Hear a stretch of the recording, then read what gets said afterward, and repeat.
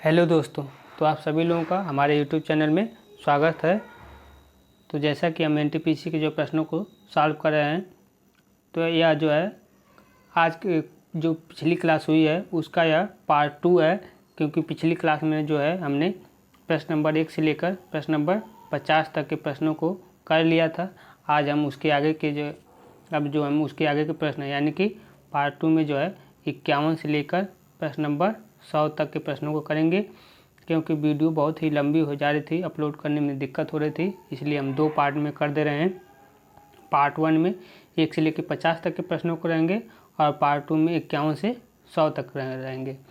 तो जो लोग भी पार्ट 1 को नहीं देखे हैं, पहले वह जाकर प्लेलिस्ट बना दिए हैं। प्लेलिस्ट में इस क्लास का जो नाम से पार्ट 1 होगा, तो पहले पार्ट 1 देख लीजिए, उसके बाद पार्ट 2 यहाँ से शुरू होगा। तो आइए चलिए शुरू करते हैं समय को बिना गंवाए हुए। प्रश्न नंबर 51 है। प्रश्न नंबर 51 है कि भारतीय वर्दीधारी सैनिकों की जो है वीरता के लिए युद्ध के दौरान दिए जाने वाला उच्चतम सम्मान कौन है। तो इसके ऑप्शन है वीर चक्र, शौर्य चक्र, महावीर चक्र या फिर परमवीर चक्र। तो इस प्रश्न का जो सही आंसर होगा वो होगा परमवीर चक्र। परमवीर चक्र जो है भारत का सर्वोच्च सैन्य पुरस्कार है और यह पुरस्कार दुश्मनों के साथ युद्ध के दौरान उच्च कोटि की जो है शूरवीरता प्रदर्शित करने और बलिदान के लिए जो है दिया जाता है। यह पुरस्कार जो है मरणोपरांत भी दिया जाता है।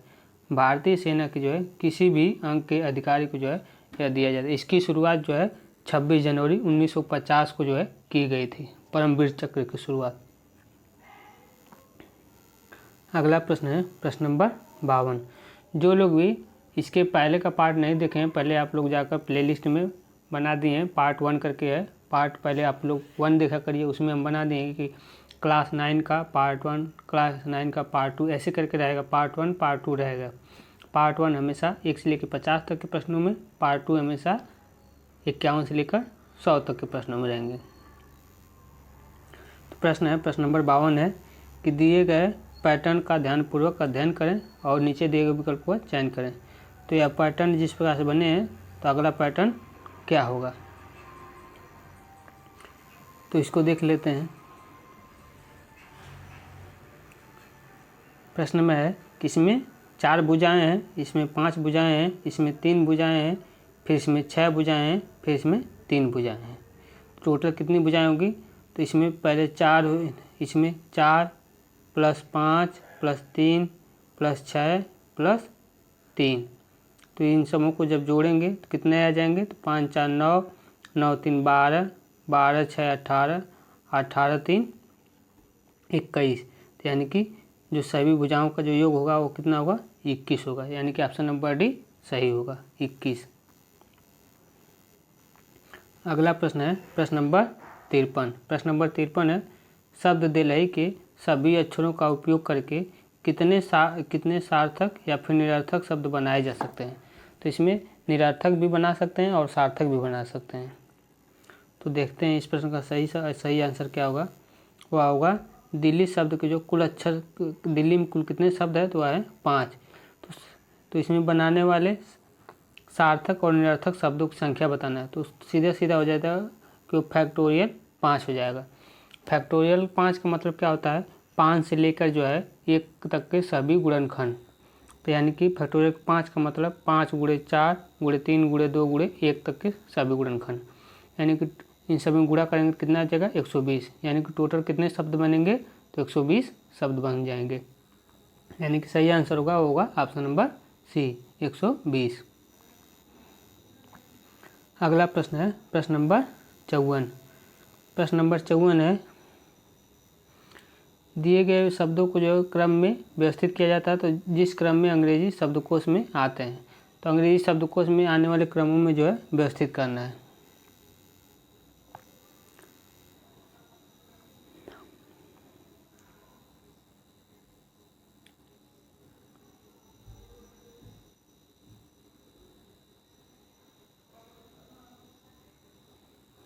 तो ऑप्शन नंबर पहला नहीं होगा, क्योंकि ए के बाद बी आ गया, बी के बाद ए, तो बी के बाद ए नहीं आएगा, तो यह हुआ नहीं। इसमें ए है उसके बाद बी है, तो यह हो सकता है। फिर उसके बाद दूसरा देखेंगे तो यह होगा नहीं, तो दूसरा उसके बाद एन है, फिर पी है, ये भी सही है। उसके बाद टी आई,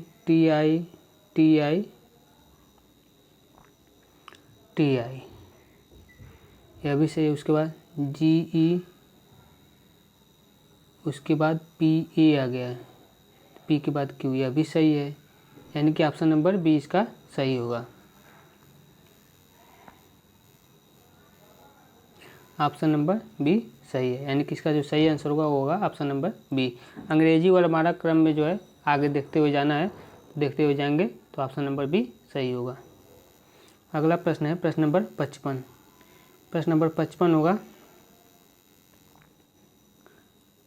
गिब्बन वस्तुओं का संबंध निम्नलिखित में से किससे है? गिब्बन वस्तुओं का संबंध किससे है? तो वह होगा, इसके ऑप्शन है आय प्रभाव का प्रतिस्थापन प्रभाव से कोई संबंध नहीं होगा। आय प्रभाव प्रतिस्थापन प्रभाव से अधिक मजबूत होता है, यानी कि ऑप्शन नंबर बी सही होगा। यानी इस प्रश्न का जो सही आंसर होगा ऑप्शन नंबर बी। गिब्बन वस्तुओं का संबंध आय प्रभाव प्रतिस्थापन प्रभाव से अधिक मजबूत है। अगला प्रश्न है प्रश्न नंबर 56। प्रश्न नंबर 56 है, प्रश्न नंबर 56 है, नाभिकीय ऊर्जा के विकास से संबंधित कौन सा भारतीय संगठन कोलकाता में जो है स्थित है? कोलकाता में कौन सा संगठन स्थित है? तो वह है परिवर्ती ऊर्जा साइक्लोन केंद्र। परिवर्ती ऊर्जा साइक्लोन केंद्र जो है भारतीय संगठन जो कि कोलकाता में स्थित है उससे संबंधित है, परिवर्ती ऊर्जा साइक्लोन केंद्र। ऑप्शन नंबर सी सही होगा। अगला प्रश्न है प्रश्न नंबर 57। प्रश्न नंबर 57 है, निम्नलिखित में से कौन सा हड़प्पा स्थल यानी कि शिल्प कलाओं के उत्पादन से संबंधित नहीं है? इसमें पूछा है कौन सा नहीं है, तो हड़प्पा स्थल शिल्प कलाओं से कौन सा संबंधित नहीं है? तो होगा ऑप्शन नंबर बी, चिनाब नदी के सिंधु सभ्यता जो है माडा स्थल जो है शिल्प कलाओं से संबंधित नहीं है। माडा स्थल जो है शिल्प कलाओं से जो है संबंधित नहीं है, जबकि इसमें जो है सीप की बनी हुई चूड़ियाँ, चंद हुदड़ों में जो प्रकार ईंटें, ये सभी चूड़ियाँ, कड़छड़ियाँ, पचकड़ियाँ, ये सभी उसी से हड़प्पा सभ्यता से स्थित हैं। अगला प्रश्न है प्रश्न नंबर 58। प्रश्न नंबर 58 है, राउरकेला, भिलाई, बोकारो, विशाखापट्टनम आदि जो है किसके केंद्र हैं? तो यह सभी जो है लोहा और इस्पात उद्योग के केंद्र हैं, यानी कि इस प्रश्न का सही आंसर होगा ऑप्शन नंबर डी, लोहा और इस्पात उद्योग के जो है केंद्र हैं। भिलाई जो है और राउरकेला इस्पात संयंत्र की जो स्थापना है वह सन 1955 में जो है की गई थी। अगला प्रश्न है प्रश्न नंबर 59। प्रश्न नंबर 59 है कि जिस प्रकार से सुई संबंधित है सिलना से, उसी प्रकार कैंची का संबंध किससे है? सुई का काम जो होता है सिलना, उसी प्रकार कैंची का जो है काम होता है वो होता है काटना, यानी कि इस प्रश्न का सही आंसर होगा ऑप्शन नंबर सी, काटना। अगला प्रश्न है प्रश्न नंबर 60। प्रश्न नंबर 60 है, आमिर और अली की जो है आय का अनुपात दिया है 5:3 और वे क्रमशः 9:5 के अनुपात में जो है खर्च करते हैं। यदि आमिर 2,600 रुपये की बचत करता है और अली 1,800 रुपये की बचत करता है, तो उनकी जो है आय क्या होगी? उनकी जो आय होगी वह क्या होगी? आइए देखते हैं। प्रश्न में दिया है कि आमिर और अली का रेशियो जो है वह हो जाएगा 5x और 3x, क्योंकि उनकी जो आय का रेशियो दिया है 5:3, तो आय जो होगी 5x और 3x, और वह कितना खर्च कर रहे हैं यानी कि व्यय कितना कर रहे हैं, तो वह 9:5 के कर रहे हैं, तो यानी उनकी आय जो हो जाएगी, व्यय हो जाएगा वह 9y और 5y हो जाएगी।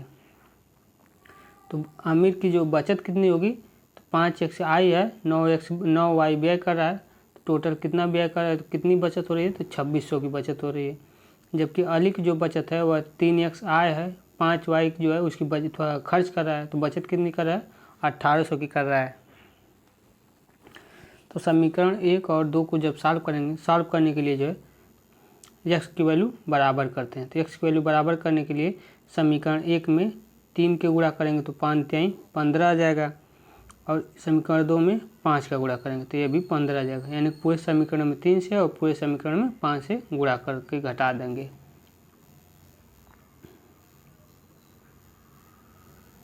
तो पूरे समीकरण में जब 3 से और 5 से गुणा करेंगे तो 15x - 27y बराबर इतना, 15x - 25y बराबर इतना, घटाएंगे तो यह कट जाएगा, यानी कि y की वैल्यू 1200 आ जाएगी, और 2y की वैल्यू 1200, यानी कि y की वैल्यू 600 आ जाएगी। जब y की वैल्यू 600 आ जाएगी तो y की वैल्यू समीकरण 2 में रखेंगे तो यहाँ से x की वैल्यू 1600 आ जाएगी, x की वैल्यू 1600 आ जाएगी। तो इनका आय पूछा है, चूँकि आमिर की आय जो है 5x है तो 5 × 1600 बराबर 8000, और अली की आय 3x है तो 3 × 1600 यानी कि 4800 आ जाएगी। तो आय की रेशियो पूछा है तो कितना होगा, 8000 और 4800। अगला प्रश्न है प्रश्न नंबर 61।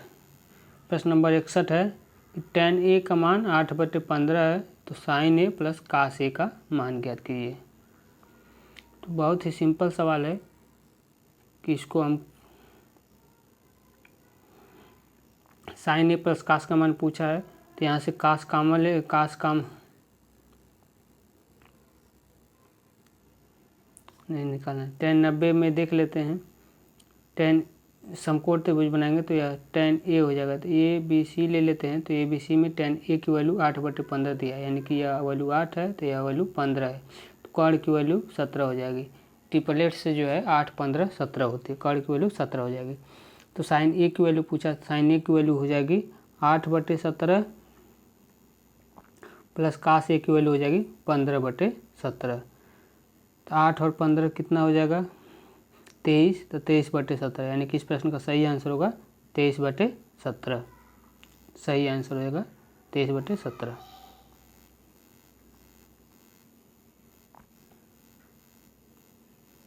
अगला प्रश्न है प्रश्न नंबर 62। प्रश्न नंबर 62 है, फोर्ट विलियम का जो है निर्माण ईस्ट इंडिया कंपनी ने करवाया था। इस किले के जो है निर्माण स्थल के लिए कौन सा जो गांव को उजाड़ा गया था। फोर्ट विलियम का निर्माण जो है ईस्ट इंडिया कंपनी ने करवाया था, और इस किले के निर्माण के लिए किस गांव को जो है उजाड़ा गया था। उस गांव का जो नाम था वो था गोविंदपुर, यानी कि ऑप्शन नंबर डी सही होगा, गोविंदपुर गांव को उजाड़ा गया था।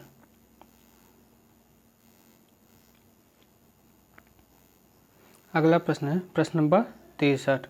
प्रश्न नंबर 63 है, निम्नलिखित में से कौन सा एक सर्च इंजन नहीं है, यानी कि कौन है जिसको सर्च नहीं करते हैं।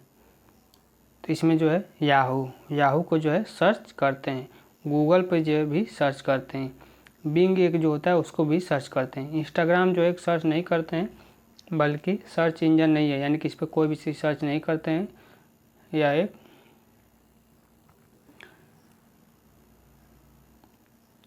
यह एक ऐप है जिस पे मनोरंजन किया जाता है, तो यह एक सर्च इंजन नहीं है, कोई भी जानकारी इस पर सर्च नहीं करते हैं, यानी कि इसमें से नहीं पूछा है तो नहीं वाला हो जाएगा इंस्टाग्राम।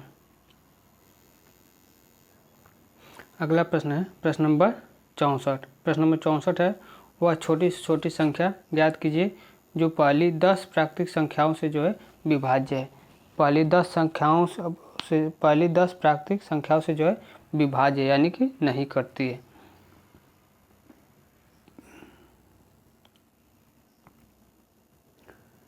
तो इस प्रश्न को करते हैं, यानी कि इस प्रश्न का सही आंसर होगा कि वो होगा पहले 10 प्राकृतिक संख्याएं कौन सी होंगी, तो 1 2 3 4 5 6, यानी कि 1 से लेकर 10 तक हो जाएंगी।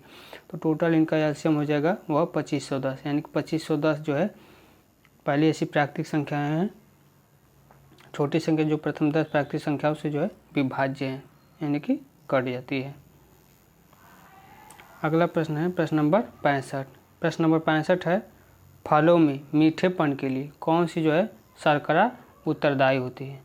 फलों में जो है मीठेपन के लिए जो शर्करा उत्तरदायी होती है वह होती है फ्रक्टोज, यानी कि ऑप्शन नंबर ए सही होगा।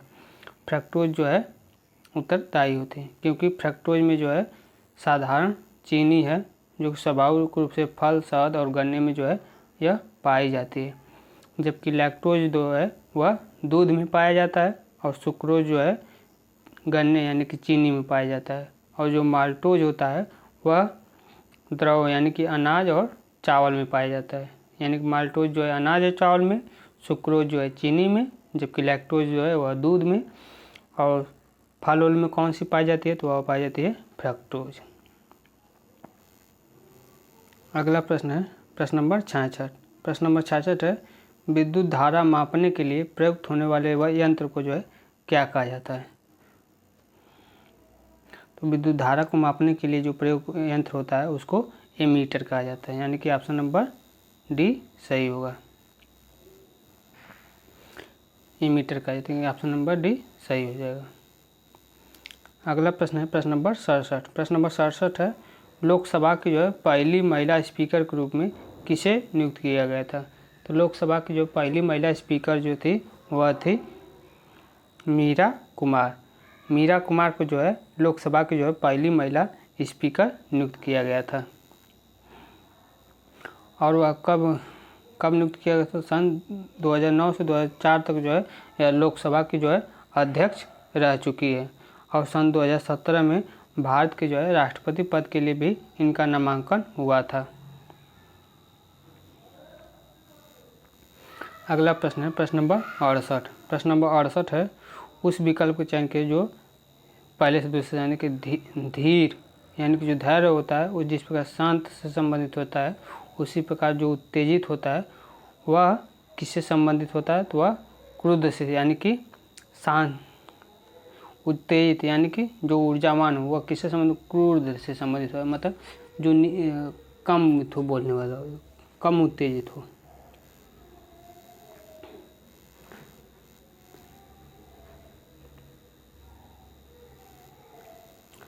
अगला प्रश्न है प्रश्न नंबर 69। प्रश्न नंबर 69 है वह छोटी से छोटी संख्या ज्ञात कीजिए जिसे 63,535 को पूर्ण वर्ग संख्या बनाने के लिए इसमें से जो है घटाना होगा। घटाना होगा छोटी से छोटी संख्या क्या है जो इसमें से घटाना होगा। तो पहले हम इसको पूर्ण वर्ग बनाते हैं। पूर्ण वर्ग बनाने के लिए क्या है, यह सिंपल तरीका है कि इसको पूर्ण वर्ग बनाने के लिए 2 का क्रम बनाते हैं लास्ट से। तो इसको पहले भाग देंगे, 2 से 2 में देंगे तो 4 आ जाएगा, यानी कि इतना आ जाएगा।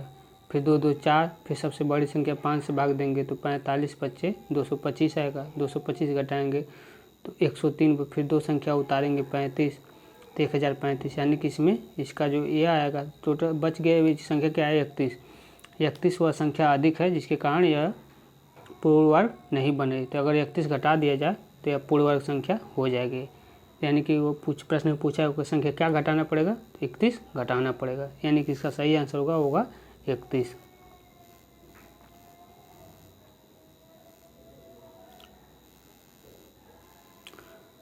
अगला प्रश्न है प्रश्न नंबर 70। प्रश्न नंबर 70 है एक शंकु का कुल पृष्ठीय क्षेत्रफल ज्ञात कीजिए। शंकु का कुल पृष्ठीय क्षेत्रफल पूछा है।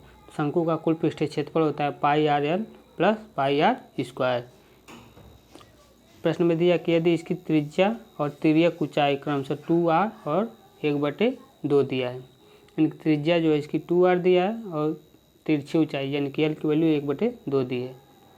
तो आइए चलिए देख करते हैं। चूँकि प्रश्न में शंकु का कुल पृष्ठीय क्षेत्रफल पूछा है तो कुल पृष्ठीय क्षेत्रफल होता है πr_l + πr²।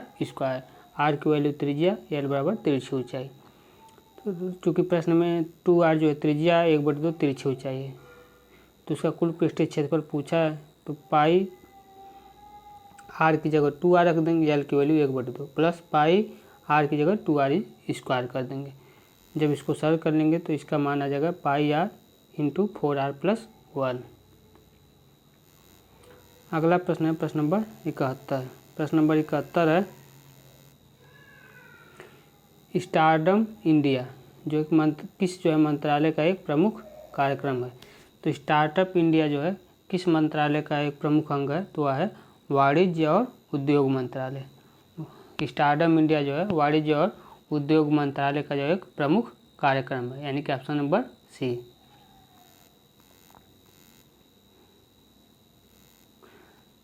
और इसकी जो है इस अभियान की जो घोषणा जो है कब हुई थी, तो वह 15 अगस्त 2015 को हुई थी और नरेंद्र मोदी जी ने जो है इनका जो है उद्घाटन की जो घोषणा किए थे स्टार्टअप इंडिया की। अगला प्रश्न है प्रश्न नंबर 72। प्रश्न नंबर 72 है किस जो है अनुच्छेद के अंतर्गत भारत के राष्ट्रपति मृत्यु दंड की जो है सजा को पाए हुए व्यक्ति को क्षमा फांसी स्थगन या फिर सजा में जो है कमी कर सकते हैं। तो इस प्रश्न का सही आंसर होगा अनुच्छेद 72। अनुच्छेद 72 के तहत जो है राष्ट्रपति जो है सजा को जो है कम कर सकते हैं। अगला प्रश्न है प्रश्न नंबर 73। प्रश्न नंबर 73 है निम्नलिखित में से कौन जो है निर्धारित करता है कि विभिन्न प्रोग्राम इंटरनेट पर डेटा का आदान प्रदान कैसे कर सकते हैं। तो यह कौन निर्धारित करता है, तो यह निर्धारित करता है हाइपरटेक्स्ट ट्रांसफ़र प्रोटोकॉल। हाइपरटेक्स्ट जो है ट्रांसफ़र प्रोटोकॉल निर्धारित करता है कि डेटा को जो है आदान प्रदान कैसे कर सकते हैं, यानी इसका सही आंसर ऑप्शन ए होगा।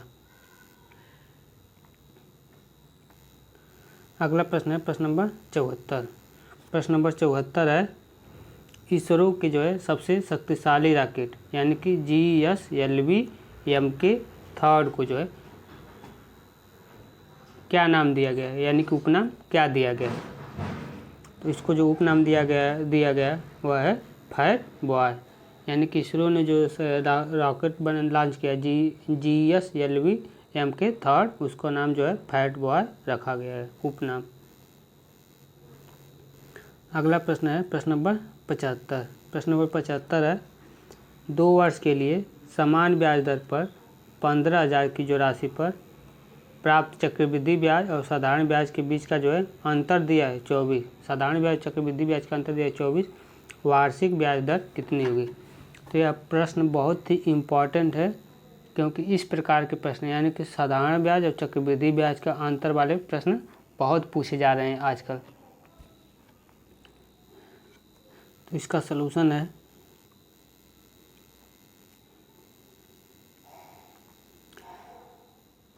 कि मान लेते हैं कि वार्षिक ब्याज जो है 8% है, मूलधन P है, 2 वर्ष के लिए हुआ है, तो 8% चक्रवृद्धि ब्याज की दर पर मूलधन P के लिए चक्रवृद्धि ब्याज और साधारण ब्याज का जो है अंतर क्या होगा।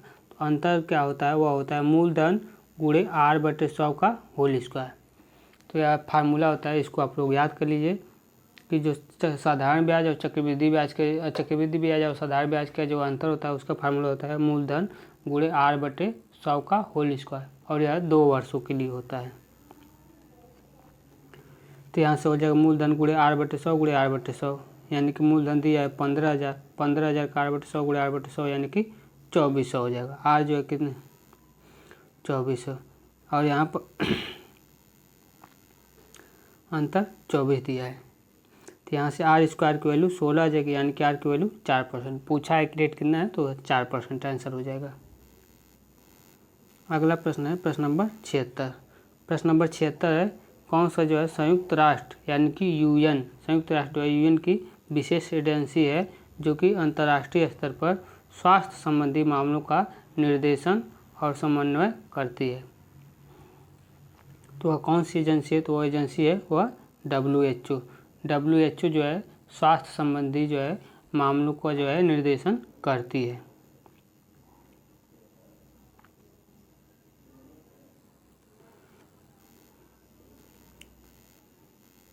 अगला प्रश्न है प्रश्न नंबर 77। प्रश्न नंबर 77 है एक निश्चित कूट भाषा में मोहरा को इतना और कलिंगा को इतना लिखा जाता है, तो उसी कूट भाषा में हर्लिन को जो है क्या लिखा जाएगा। इस प्रकार के प्रश्नों को जो है सिंपल है कि यम को जो है यह 7 लिखा गया है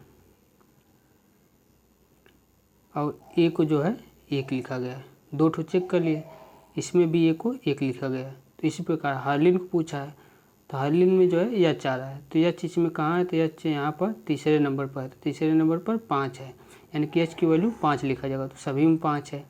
उसके बाद हम लास्ट में चेक कर लेते हैं एन की वैल्यू, तो एन की वैल्यू कहाँ पर है, तो एन की वैल्यू यहाँ पर तीसरे नंबर पर है, तो तीसरे नंबर पर एन की वैल्यू है, तो यहाँ पर तीसरे नंबर की वैल्यू का मान जो है 9 दिया है, तो लास्ट में 9 आएगा, तो इसमें 9 नहीं है, इसमें भी 9 नहीं है, यानी कि यह दोनों ऑप्शन नहीं होंगे।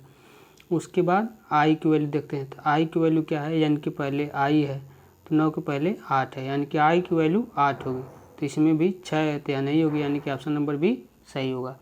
आप लोग इसमें इस तरीके से सवालों में पूरा ना चेक किया करिए, बस कुछ ही स्टार्टिंग के एक या 2 चेक किया करिए। अगर स्टार्टिंग में सभी समान दिख रहे हैं तो फिर लास्ट में चेक किया करिए।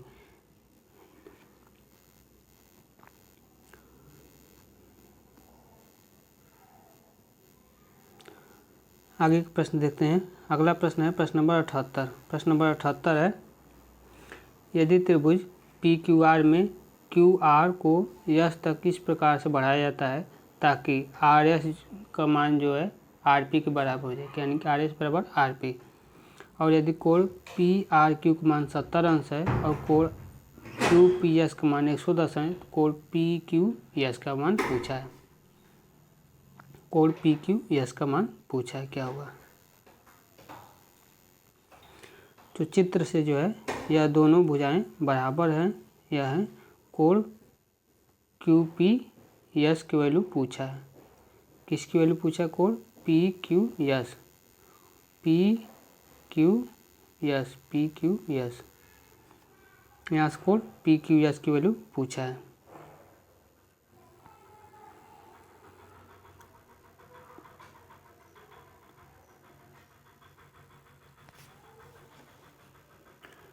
यह 110 की वैल्यू किसकी दी है, पी आर क्यू की वैल्यू 70 है, पी आर क्यू की वैल्यू 70 है, या सही है। Q P S 110, Q P S 110, समझ में आ गया। यह वैल्यू 110 है, यह वैल्यू 70 है, यह वैल्यू क्या होगी, यही ना। तो चूँकि यह सीधी लेखा है, तो अगर यह 70 होगी तो यह 70 में से 180 में से 70 घट जाएगा, यानी कि यह वैल्यू 110 हो जाएगी, यह वैल्यू सीधा सीधा 110 होगी। और चूँकि यह दोनों भुजाएं बराबर हैं, तो यह कोण और यह कोण बराबर होंगे, यानी कि अगर x है तो यह भी x हो जाएगी, तो यानी कि x plus x 2x plus 110 की वैल्यू 180 होना चाहिए, यानी कि त्रिभुज के तीनों कोणों का योग 180 होता है, तो यानी कि 2x प्लस 110 बराबर 180। तो यह इसको जब घटा देंगे तो यह वैल्यू आ जाएगी, 180 में से 110 घटेगा तो सीधा सीधा 70 आ जाएगा, यानी कि x की वैल्यू 35, यानी कि यह वैल्यू 35 आ जाएगी। चूँकि यह वैल्यू 35 आ गई, यह वैल्यू 110 है, तो यह कितनी होगी, तो 110 135 आपका हो जाएगा 145, 145 अगर यह हो गया तो यह सीधा सीधा वैल्यू जो कितनी आ जाएगी, 35 यह भी आ जाएगी, यानी कि सही आंसर जो होगा ऑप्शन नंबर डी 35 अंश हो जाएगा।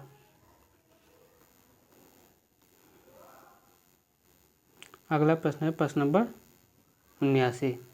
प्रश्न नंबर 79 है, राष्ट्रीय राजमार्ग NH44 किन दो स्थलों को जो है आपस में जोड़ता है।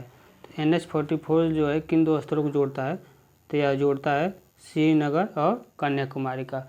इसी से संबंधित ऊपर एक और प्रश्न था जिसको हम पार्ट 1 में बताए हैं, इसका जो पार्ट 1 है क्लास है उसमें बताएं, उसमें भी यह प्रश्न पूछा है, बस दूसरे तरीके से पूछा है। उसमें यह पूछा गया है कि सबसे बड़ी जो है राजमार्ग कौन सा है, तो वह होगा NH44।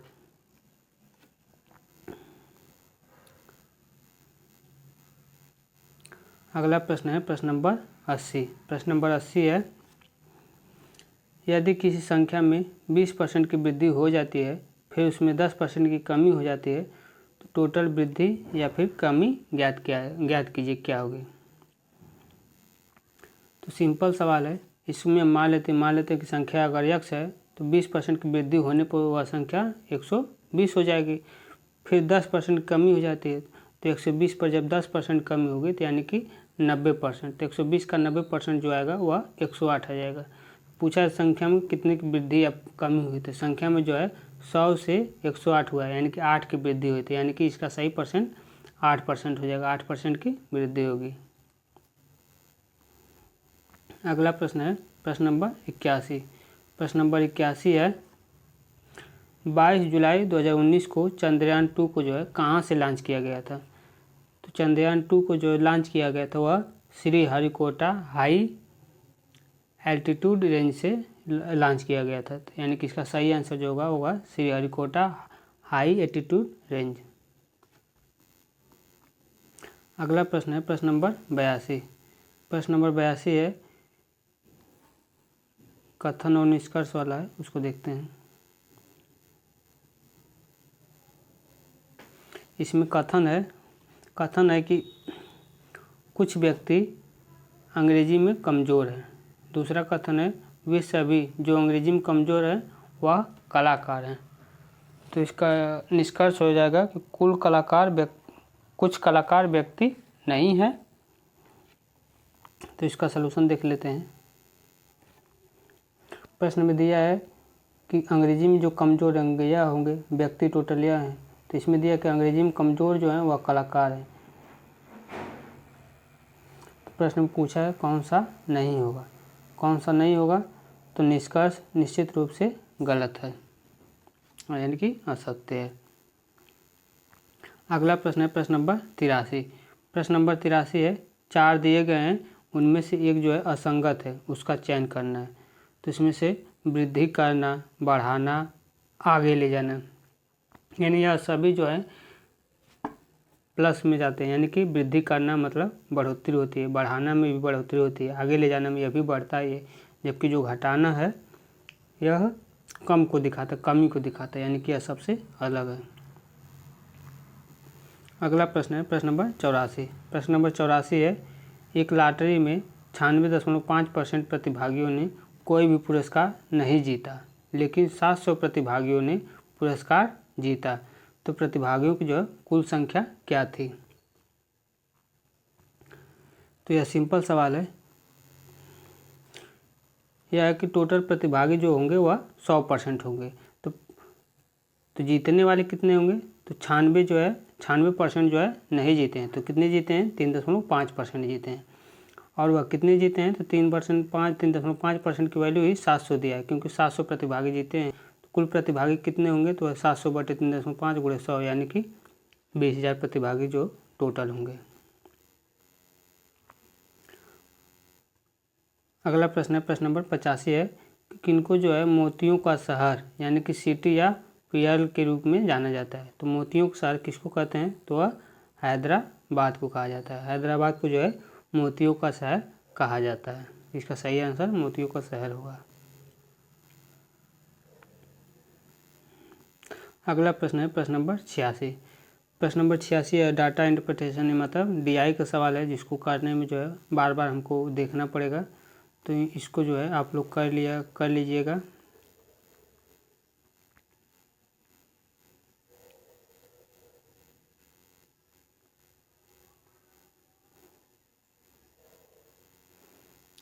अगला प्रश्न है प्रश्न नंबर 90। प्रश्न नंबर 90 है उस विकल्प को चयन करिए जो पहले से दूसरे थे, यानी क्रिकेट जिस प्रकार बल्ला से संबंधित है उसी प्रकार टेनिस किससे संबंधित है। तो जिस प्रकार से क्रिकेट में जो है खेलने के लिए बल्ला को प्रयोग करते हैं, उसी प्रकार टेनिस को खेलने के लिए जो है रैकेट का जो प्रयोग करते हैं। तो इस प्रश्न का सही आंसर होगा रैकेट।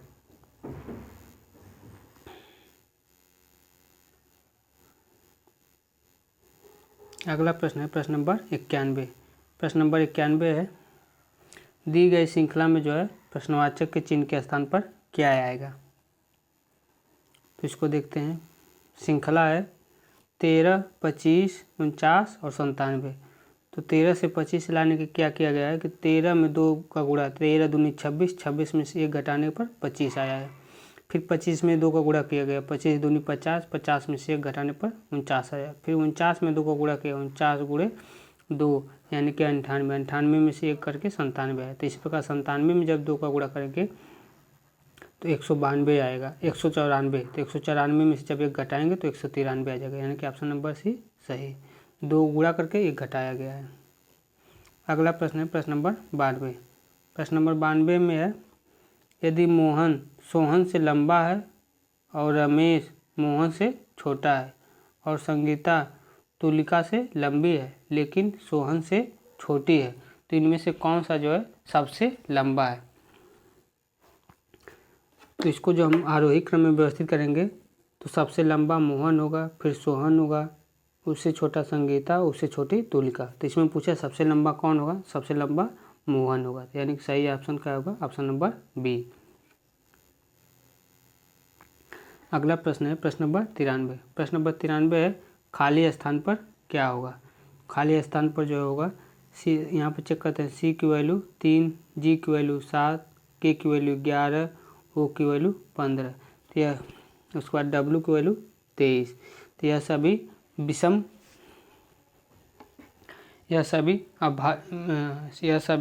विषम संख्याएं हैं।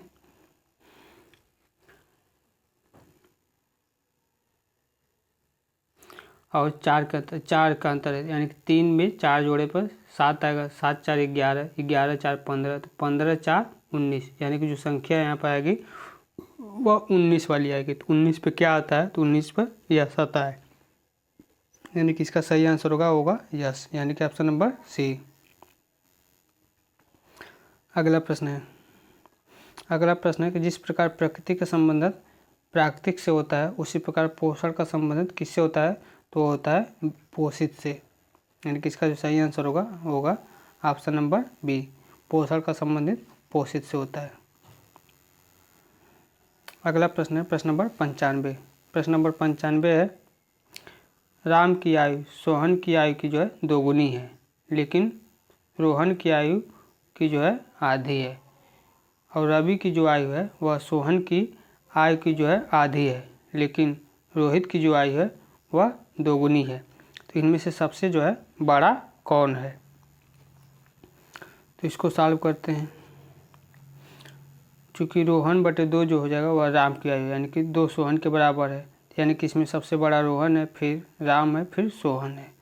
फिर दूसरे से क्या है, सोहन की आयु की जो आधी है वह रवि की आयु, यानी कि वह रोहित की आयु की दोगुनी है, यानी कि इसमें भी सबसे बड़ा सोहन, फिर रवि, फिर रोहित होगा। तो इससे जो निर्धारित करते हैं कि इसमें सबसे बड़ा जो होगा वो होगा रोहन, यानी कि इस प्रश्न का सही आंसर होगा रोहन सबसे बड़ा होगा। अगला प्रश्न है प्रश्न नंबर 96। प्रश्न नंबर 96 है, इनमें से कौन सा है जो कि असंगत है, यानी कि सबसे अलग है। तो इसमें नवीनतम दिया गया है जो कि सबसे नया होता है, मूल जो कि सबसे पहला हो जाता है मूल, उसको मूल बोला जाता है, अद्वितीय जो पहले ही बनता है अद्वितीय, लेकिन समान जो है यह सबसे अलग है। अगला प्रश्न है प्रश्न नंबर 97। प्रश्न नंबर 97 है कि प्रश्नवाचक चिन्ह के स्थान पर क्या आएगा। तो इसमें देखिए, इसमें 4 भुजाएं हैं, इसमें भी 4 भुजाएं, इसमें भी 4 भुजाएं, यानी कि तीनों को जोड़कर 12 आया है। इसमें 5 भुजाएं हैं, इसमें 5 भुजाएं हैं, इसमें 5 भुजाएं हैं, इन तीनों को जोड़कर 15 आया है। इसी प्रकार इसको जब देखेंगे तो इसमें 4 भुजाएं हैं, इसमें 5 भुजाएं हैं और इसमें 0 भुजाएं, यानी कि इसका सही आंसर होगा 9।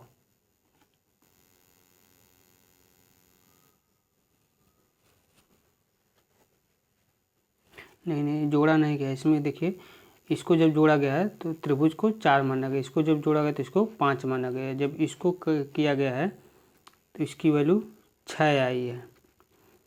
6 कब आई है, इसको 2 माना गया है, तब 2 2 4 2 6 आई है। तो इसी प्रकार से जब इसको करेंगे तो यह 4 हो जाएगी, यह 5 हो जाएगी, यह 2 हो जाएगी, तो जोड़ेंगे तो 5 4 9, 9 2 11, यानी कि इसका सही आंसर हो जाएगा वो हो जाएगा option number D 11। Option number D 11। अगला प्रश्न है प्रश्न नंबर 98। प्रश्न नंबर 98 है, 5 दोस्त राम, शिव, सुनील, रवि, रोहन और एक ही ट्यूशन बैच में है। राम रोहन से बड़ा है, रवि और शिव सुनील से बड़े हैं, जिनकी आयु राम और रवि के जो है बीच में है। यदि उन सभी को उनकी आयु के आरोही क्रम में व्यवस्थित किया जाए तो उनका क्रम में जो है मध्य में जो है यानी कि बीच में कौन आएगा। तो इनको क्रम में जब बैठाएंगे तो आएगा शिव और रवि एक ही आयु के हैं, वह बड़े होंगे सबसे, फिर सुनील होगा, फिर राम होगा, फिर रोहन होगा। तीन इधर से 2 निकाल देंगे, इधर से 2 निकाल देंगे तो बीच में सुनील बचेगा, यानी बीच में कौन होगा तो सुनील होगा। अगला प्रश्न है प्रश्न नंबर 99। प्रश्न नंबर 99 है कि प्रश्नवाचक चिन्ह के स्थान पर क्या आएगा। तो यहाँ पर ए है, ए के बाद बी है, बी के बाद सी है, तो सी के बाद डी आएगा। तो डी तीनों में है, इसमें डी नहीं है तो यह कट जाएगा। फिर उसके बाद लास्ट वाला चेक कर लेते हैं। लास्ट वाला जब चेक करेंगे यह नहीं होगा तो इसमें डी आएगा, तो यह नहीं। लास्ट वाला जब चेक करेंगे डी के यानी कि 4 के बाद 2 6 पे एफ है, यह 4 हो जाएगा, यह 6 हो जाएगा, फिर यह 8 पे एच आता है, 8 के बाद 10 आएगा, 10 पे क्या आता है जे आता है। तो लास्ट में जे किस में है तो लास्ट में जे इसमें नहीं है, लास्ट में जे इसमें नहीं है, यानी कि ऑप्शन नंबर 1 में सही है, यानी कि इस प्रश्न का सही आंसर होगा ऑप्शन नंबर ए। अगला प्रश्न है प्रश्न नंबर 100। प्रश्नवाचक चिन्ह के स्थान पर क्या आएगा। तो बी की वैल्यू 2, ई की वैल्यू 5, एच की वैल्यू 8, के की वैल्यू 11। 2 में 3 जोड़ेंगे तो 5, 5 में 3 जोड़ेंगे 8, 8 में 3 जोड़ेंगे 11, फिर 11 में 3 जोड़ेंगे तो 14, यानी कि यहाँ पर जो आएगा वह 14 आएगा। तो 14 पर कौन सी वैल्यू होती है तो वह होती है n, यानी कि इसका सही आंसर n हो जाएगा। तो आज का जो है 100 प्रश्न समाप्त हो चुके हैं। आई होप आप सभी लोगों को हमारा क्लास पसंद आया होगा। पसंद आया हो तो लाइक करें, सब्सक्राइब करें, और जो लोग भी NTPC की तैयारी कर रहे हैं उन लोगों को शेयर कर दें। आज जो हम प्रश्न करवाए हैं यह 51 से लेकर 100 तक करवाए हैं। इसके जो पहले की क्लास है उसमें जो है प्रश्न नंबर 1 से लेकर 50 तक करवाए गए हैं। आपसे जो भी क्लास होगी वह 2 सेक्शन में होगी। 1 से लेकर 50 तक के प्रश्न जो है पार्ट ए में रहेंगे, और 51 से लेकर जो है 100 तक पार्ट बी में रहेंगे, पार्ट ए और पार्ट बी में रहेंगे। तो आप लोग हमेशा देख लीजिए करिए कि पार्ट जिसको जो क्लास करनी हो पार्ट ए और पार्ट बी से कर लिया करिए। तो चलते हैं, आज के लिए बस यहीं तक, अगली क्लास कल होगी। जय हिंद, जय भारत।